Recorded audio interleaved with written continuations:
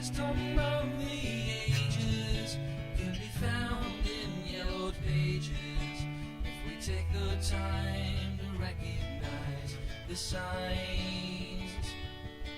You know she knows much more than me, for all her eyes can see. If we ask, she has much more to give. If we ask, she has much more to give.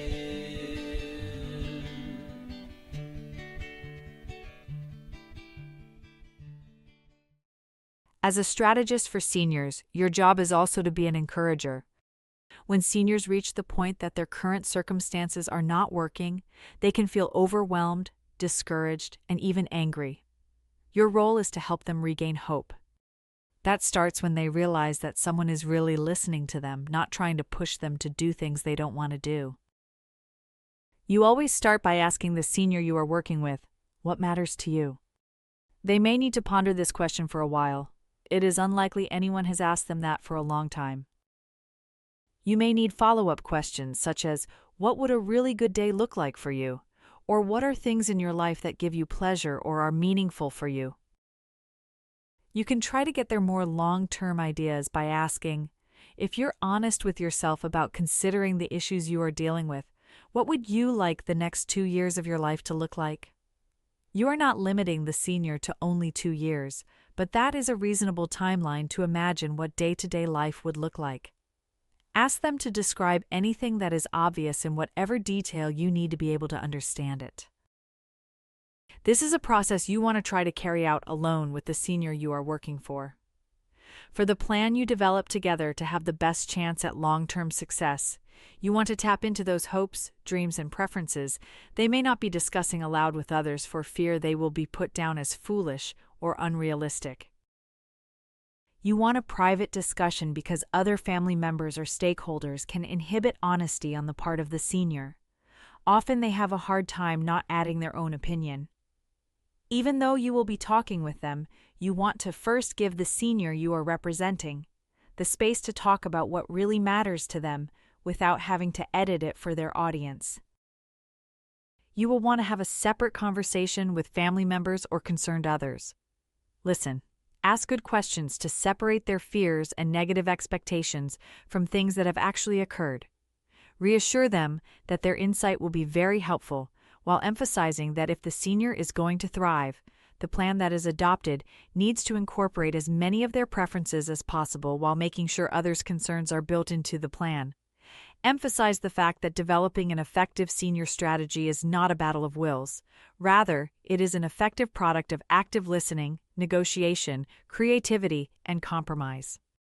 Discourage non-negotiable demands, though the senior has more right to make them than others do.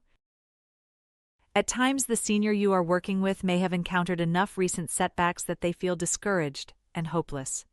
There are several things you can do that will help. Encourage them about the fact that they have successfully made it to this point in their life, dealing with both big and little setbacks. Ask them to share their stories of how they dealt with several of those challenges. Ask them what they learned as they worked through the difficulties. Then remind them that just like in the past, they will be able to find ways around the difficulties that can give them a path for moving forward, and you will be there to help. You want the senior you are helping to be able to take what is working in their life and build on it, instead of getting stuck in what's wrong. A helpful approach is to introduce the idea of a thankfulness journal. Each day, they are to write down 7 new things they are thankful for. As they do this each day, they increase their ability to see what is working and to be able to use that to help build the future they want. There are additional strategies that can help overcome feelings of hopelessness that often interfere with the energy and success needed to carry out the plan you put together. Helping them get as little as 15 minutes a day of sunshine on their face and shoulders helps produce endorphins that lift their mood. Similar results can be found by engaging in hearty laughter from watching a funny movie or comedian telling jokes. Taking a 20-minute walk several times a week can help lift a dark mood. Petting and interacting with animals can lift feelings of depression.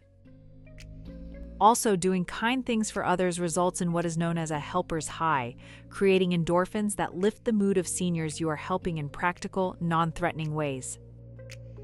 You are entering a unique niche, a role that really makes a difference in someone's life.